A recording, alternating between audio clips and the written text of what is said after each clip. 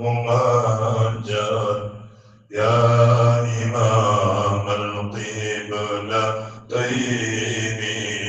يا نبي سلام عليكم يا رسول سلام عليكم يا حبيب سلام عليكم صلوات الله عليكم حبيب محمد رسول الله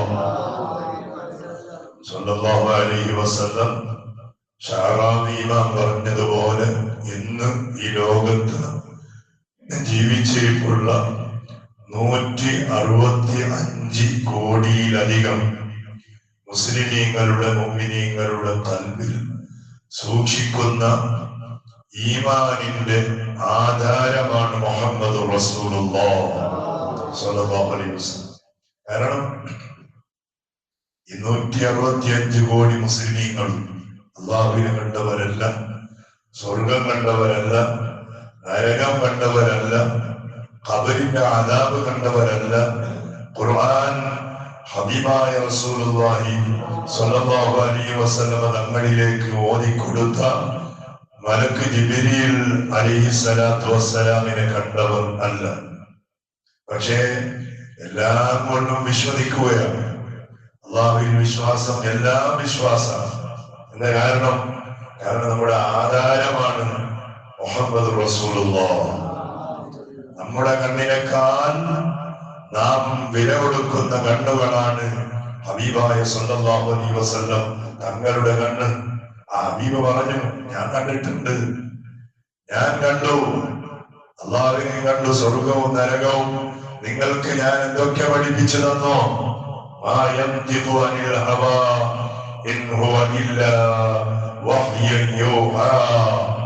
എല്ലവും അള്ളാഹുവിൽ നിന്ന് എനിക്ക് കിട്ടിയ വഹിയാണ് നിങ്ങൾക്ക് ഞാൻ പറഞ്ഞു തരുന്നത്.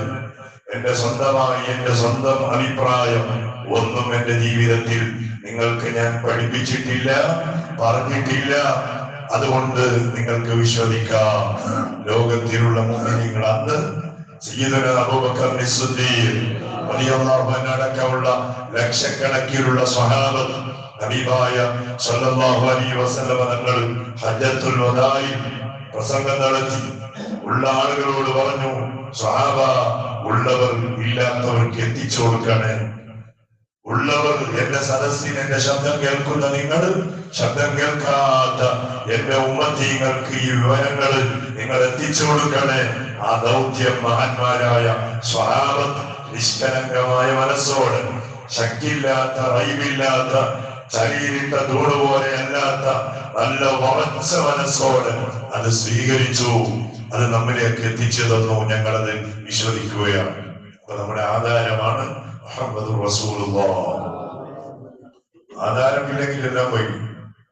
ആധാരം പോയാൽ ഞാൻ എന്റെ ഒരു കൂട്ടുകാരൻ പറഞ്ഞു, ഞാൻ ഒരു സ്ഥലത്തെ നോക്കി അതിനെ പൈസ ഉറപ്പിച്ച്, കുറെ പൈസ കൊടുത്തിട്ടുള്ള വലിയ ഒരു സ്ഥലമാണ്. എല്ലാ പൈസ ഉറപ്പിച്ച് പിന്നെ അതിന്റെ അതിന്റെ രജിസ്റ്ററും കാര്യങ്ങളെല്ലാം അതിന് നടക്കാൻ നോക്കുമ്പോ അതിന്റെ ഒറിജിനൽ ആധാരം കാണുന്നില്ല. സത്യത്തിന്റെ ഒറിജിനൽ ആധാരം കാണുന്നില്ല. ഡ്യൂപ്ലിക്കേറ്റ് ഉണ്ട്, ഒറിജിനൽ ഇല്ല. അതിപ്പോ ഞാൻ ചെയ്ത് കിട്ടും, കുറച്ച് സമയമായാലും ചെയ്തിട്ടല്ലേ കിട്ടും, പക്ഷെ ഇപ്പൊ ഇല്ല. അപ്പൊ അതുകൊണ്ട് ഒറിജിനൽ ആധാരം കൈവിട്ടു പോയപ്പോ, നഷ്ടപ്പെട്ടു പോയപ്പോ ചെറിയൊരു കല്യാണമാണ്. എല്ലാം അങ്ങനെയാണ്.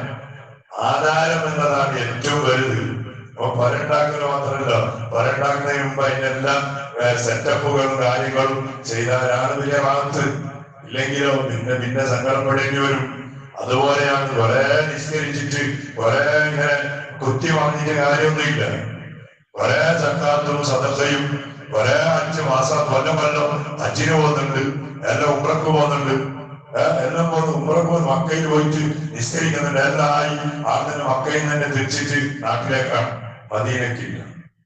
ശരിക്കും പറയുന്നത് മദീനയിൽ 10,000 അല്ലേ ഉസ്താദെ കൂലി കിട്ടുന്നത്, മക്കയിൽ 1 ലക്ഷം കൂലി കിട്ടുന്നില്ലേ? എന്തൊരു വിപര്യാസാണ്. ഈ 1,00,000 കോടി കിട്ടാൻ ഇവർക്ക് ഈ മഹത്വങ്ങൾ പഠിപ്പിച്ചു കൊടുത്ത ഹബീബായ മുഹമ്മദ് റസൂലുള്ളാഹി സ്വല്ലല്ലാഹു അലൈഹി വസല്ലം തങ്ങൾ എത്രയാ ദൂരമുള്ളത്.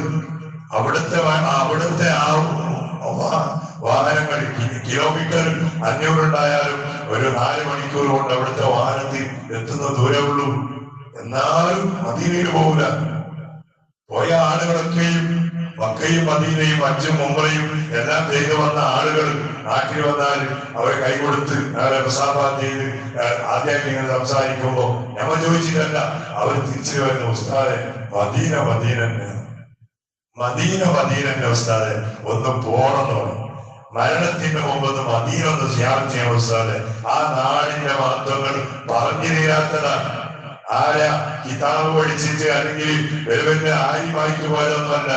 സാധാരണക്കാർ ഉംറക്ക് പോയാൽ ഹജ്ജിന് പോയാൽ പോയിട്ട് നാട്ടിൽ വന്നാൽ അവർ പറയുന്നത് പരിശുദ്ധമായ മദീനയുടെ ബഹുമാനാണ്. അതുകൊണ്ടല്ലേ ഹബീബായ റസൂലുള്ളാഹി സ്വല്ലല്ലാഹു അലൈഹി വസല്ലം തങ്ങൾ പറഞ്ഞു, മൻ ഹജ്ജ, ഒരാൾ ഹജ്ജ് ചെയ്ത് വലം യസുർനി, എന്നെ സിയാറത്ത് ചെയ്യാതെയാണ് അവൻ നാട്ടിലേക്ക് പോകുന്നതെങ്കിൽ ഫഖദ് ജഫാനി, അവൻ എന്നോട് ചൊടിച്ചു. സഹബ, അവൻ എന്നോട് ചൊടിച്ചു എന്നാണ്. അഭിമാനങ്ങളോട് ചൊടിച്ചാൽ പിന്നെ മനുഷ്യന്റെ അവസ്ഥ എന്താ എന്ന് പറഞ്ഞ എന്തായോ ആധാരം വേണ്ടാന്നാണ്. നമുക്ക് ആധാരണത്തിന്റെ ആവശ്യമൊന്നുമില്ല എന്നാണ്. സ്വന്തമായിട്ട് അമ്മാനെ കണ്ടതുപോലെ, സ്വന്തമായിട്ട് എല്ലാം ജിബിരിയിൽ നിന്നിട്ട് ഏറ്റുവാങ്ങിയതുപോലെ ചെയ്യുന്ന ഒരുപാട് പ്രവർത്തനങ്ങളായി നടക്കുന്ന ഒരുപാട് ആളുകൾ. അത്തരക്കാരുടെ ഷർറിൽ നിന്നിട്ട് അള്ളാഹു ഞങ്ങളെ സലാമത്താക്കട്ടെ. അവർക്കും അള്ളാഹു നമുക്ക് നാം അമീനെ മനസ്സിലാക്കിയതുപോലെ മനസ്സിലാക്കാനുള്ള ഈമാനും ഇഖ്ലാസും അള്ളാഹു ഹിദായത്തും അവർക്കും അള്ളാഹു നൽകട്ടെ. നമുക്ക് ദുആ ചെയ്യാം. പറഞ്ഞു വന്നത് നമ്മുടെ ആധാരമാണ്. ഈ ആധാരം ശരിയാവാതെ എത്ര അമൽ ചെയ്തിട്ട് കാര്യമില്ല. 1,00,000 റക്അത്ത് നിസ്കാരത്തിന് 1,00,000 റക്അത്ത് കൂലിട്ടു, എത്ര നിസ്കരിച്ചിട്ട് കാര്യമില്ല. കാരണം സാധാരണ മനുഷ്യരോട് 3 ദിവസത്തിനേക്കാൾ കൂടുതൽ ചൊടിച്ചാൽ അവന്റെ ശരീരം സ്വർഗത്തിന്റെ ഹറാമാണ് എന്ന് പഠിപ്പിച്ച നേതാവാണ് മുഹമ്മദ് റസൂലുള്ളാഹി. അല്ലെ? എന്നാലോ ഹബീബായ ഞങ്ങളോട് ചൊടിച്ചാൽ എന്തായിരിക്കും? സാധാരണക്കാരോട് ചൊടിച്ചാൽ ആ ചൊടി 3 ദിവസത്തിനേക്കാൾ കൂടുതലായി നീണ്ടിരുന്നാൽ അവന്റെ തടി സ്വർഗത്തിന്റെ ഹറാമാണ്. എന്നാൽ ഹബീബായ ഞങ്ങളോട് ചൊടിച്ചാലോ ആ മനുഷ്യന്റെ അവസ്ഥ എന്തായിരിക്കും? അല്ലെ? എന്താണ് മനുഷ്യൻ ചിന്തിക്കണം? പിന്നെ പറഞ്ഞ കാര്യമില്ല. അള്ളാഹുവാണ് ഓരോരുത്തർക്കും അബ്ദുൽ കൊടുക്കുന്നതും ഹിദായത്ത് കൊടുക്കുന്നതും എല്ലാം. റസൂലുള്ളാഹി ഞങ്ങളുടെ കാലത്ത് തന്നെ ജീവിച്ചു. സ്വഹാബാക്കൾക്ക് ഇൽമ പറഞ്ഞു കൊടുക്കുന്നതൊക്കെയും കേട്ട് എന്നിട്ട് പോലും നന്നാവാത്തവരാണ് അബൂജഹൽ, ഉത്ബത്ത്, ശൈബത്ത്. അല്ലെ? ആരാണ്? റസൂലുള്ളാഹി ഞങ്ങളുടെ കുടുംബക്കാരാണ്. അവരും ഖുറൈശികളാണ്. റസൂലുള്ളാഹി ഞങ്ങളെ കണ്ടവരാണ്. എന്നിട്ട് പോലും അവർക്ക് ഹിദായത്ത് ഉണ്ടായില്ല. അപ്പോ ഇന്നത്തെ ആളുകൾ വാദം കാര്യങ്ങൾ കേട്ട് കുറെ ആളുകൾ അവരുടെ ചിന്താഗതികളുമായി നടക്കുമ്പോ നമുക്ക് ബേജാറാകേണ്ട ആവശ്യമില്ല. അല്ലാഹുവിനെ സ്തുതിക്കാം. നമുക്ക് അല്ലാഹു ഭാഗ്യം തന്നില്ലേ? റസൂലുള്ളാഹി ഞങ്ങളെ മനസ്സിലാക്കാനും റബീഉൽ അവ്വൽ വരുമ്പോ നമ്മുടെ ഉള്ളിൽ ഒരു ഈമാനാണ്. അല്ലെ? ഇന്നലെ ഭാഷാക്കളുടെ വൈദ്യ പാടിയിട്ടപ്പോ ഒരാൾ വന്നിട്ട് പറഞ്ഞു സാറെ വലിയ സന്തോഷമായി, എനിക്ക് ഭയങ്കര സന്തോഷമായി, കരച്ചിൽ വന്നെന്ന് പറഞ്ഞു. ഭയങ്കര. ഞാൻ പറഞ്ഞു ഏറെപ്പോഴും മരുന്നാണല്ലേ. ഞാൻ പറഞ്ഞു എപ്പോഴും എല്ലാവർക്കും സന്തോഷം തന്നെ, എപ്പോഴും കൂടണോ, എപ്പോഴും കൂടണോ, എപ്പോഴും കൂടുന്ന ആളുകൾക്ക് എപ്പോഴും സന്തോഷമാണ്. അയാൾ പറഞ്ഞത് സാറേ തിരക്കന്റെ കാര്യങ്ങളായിട്ട് എപ്പോഴും കൂടാൻ പറ്റുന്നില്ല, ഭയങ്കര സന്തോഷം. അതാണ് അഹ്യാ റബീഅൽ ഖൽബി ശഹറുൽ മൗലിദി കുല്ലൽ ലനാമി ബിദിക്രി മൗലിദി അഹ്മദി യാ റബ്ബി സ്വല്ലി അലൻ നബി മുഹമ്മദി മുൻജിൽ ഖലായിഖി മിൻ ജഹന്നമ ഫീ ഗദി. പരിശുദ്ധമായ റബീഉ മാസം വരുമ്പോ ഈമാനുള്ള ആളുകളുടെ ഖൽബിന്റെ പ്രത്യേകമായ ഒരു ഹയാത്താണ്, ഒരു സന്തോഷമാണ്. ഈമാനിന്റെ അള്ളാഹു തന്ന ഈമാനിന്റെ ഒരു ഭാഗമാണ്. മറ്റുള്ള മാസം പോലെയല്ല. ഇന്നലെ ഒരു സയ്യിദ് പറഞ്ഞു, ഞങ്ങൾ പറഞ്ഞു, ഉസ്താദെ ഈ റബീഉൽ അവ്വൽ റമദാൻ വരുമ്പോൾ അത് ഭയങ്കര സന്തോഷമാണ്. പറഞ്ഞു റമദാനേക്കാൾ കൂടുതൽ ഉസ്താദെ റബീഉൽ അവ്വൽ ഭയങ്കര സന്തോഷമാണ്. നാട്ടില് റമദാനിന് പള്ളിയിൽ മാത്രം അതിന്റെ ഒരു വർക്കത്തെല്ലാം കാണുന്നത്. റമദാൻ പള്ളിയിൽ ഇത്തികാഫ്, പള്ളിയിൽ ഖുർആനോത്ത്, പള്ളിയിൽ മാത്രം റബീഉൽ അവ്വൽ വരുമ്പോൾ ഉസ്താദെ വീട്ടിലും നാട്ടിലും പരിസരങ്ങളിലും എവിടെ നോക്കിയാലും ഭയങ്കര ഹാപ്പിയാണ്, സന്തോഷമാണ്. ഏടെ പോയാലും മാഷാ അല്ലാഹ് ഹബീബായ ഞങ്ങളുടെ മൗലിയ. ഞാൻ ഒരു ഇറച്ചി വാങ്ങാൻ വേണ്ടി ഒരു പീടയ്ക്ക് പോയി നോക്കുമ്പോണ്ട് യൂട്യൂബിൽ നല്ല നല്ല സൗണ്ടുള്ള ഒരു ഉസ്താദിന്റെ മൗലിദ് വെച്ച് ഇങ്ങനെ അവരിങ്ങനെ കേട്ടിങ്ങനെ ആസ്വദിക്കാം. ഈമാനാണ്. എത്ര ക്ലാസ് നടക്കുന്നുണ്ട് വിമർശിച്ചിട്ട്, പക്ഷെ എന്ത് നടക്കുന്നില്ല. വിമർശനം കൂടുന്നതോളം ഹബീബായ ഞങ്ങളുടെ മഹബത്തും മൗലിദും ബുർദയും അശറവൈത്തും റസൂലുള്ളാഹിക്ക് വേണ്ടി കൊടുക്കലും പിടിക്കലും എല്ലാം ഇങ്ങനെ കൂടിക്കൂടി പോവാൻ. അതുകൊണ്ട് അല്ലാഹു നമ്മുടെ ഈമാൻ വർദ്ധിപ്പിച്ചു തരുമാറാകട്ടെ. കഴിഞ്ഞ ദിവസവും ഹബീബായ റസൂലുള്ളാഹി സ്വല്ലല്ലാഹു അലൈഹി വസല്ലം തങ്ങളുടെ ജന്മദിനം ഉഷാറാക്കാൻ വേണ്ടിയിട്ട് മഹല്ല് കമ്മിറ്റിക്കാര് നല്ല സന്തോഷിപ്പിച്ചുകൊണ്ട് ഒരുപാട് വലിയ വലിയ ഹദിയകൾ, ചെറിയ ഹദിയകൾ തന്ന ആളുകളൊക്കെ ഉണ്ട്. പഠിച്ചോനെ അവരുടെ ആ ഹദിയകൾ നീ കബൂലാക്കണേ അല്ലാഹ്. ഇറച്ചി വാഗ്ദാനം ചെയ്തവർ, നിന്റെ പൈസ ഏൽപ്പിച്ചവർ, അരി തരാമെന്ന് പറഞ്ഞവർ, നിന്റെ പൈസ തരാമെന്ന് പറഞ്ഞവർ, മാഷാ അല്ലാഹ് ഒന്നുമില്ലെങ്കിലും വാക്കുകൊണ്ട് ഉസ്താദെ ഹബീബിന്റെ പരിപാടിയല്ലേ, റസൂലുള്ളാഹിന്റെ പരിപാടിയല്ലേ, ആര് തന്നില്ലെങ്കിലും അല്ലാഹു തരും, നമ്മുടെ പരിപാടി ഒന്ന് വിജയിപ്പിക്കുമെന്ന നല്ല സാന്ത്വനത്തിന്റെ വാക്ക് പറഞ്ഞ് സന്തോഷിപ്പിച്ച ആളുകൾ എല്ലാവരെയും നീ അനുഗ്രഹിക്കണേ അല്ലാഹ്. അവരുടെ ഹദിയകളും അവരുടെ വാക്കുകളും പ്രവർത്തനങ്ങളും നീ കബൂലാക്കണേ അല്ലാഹ്.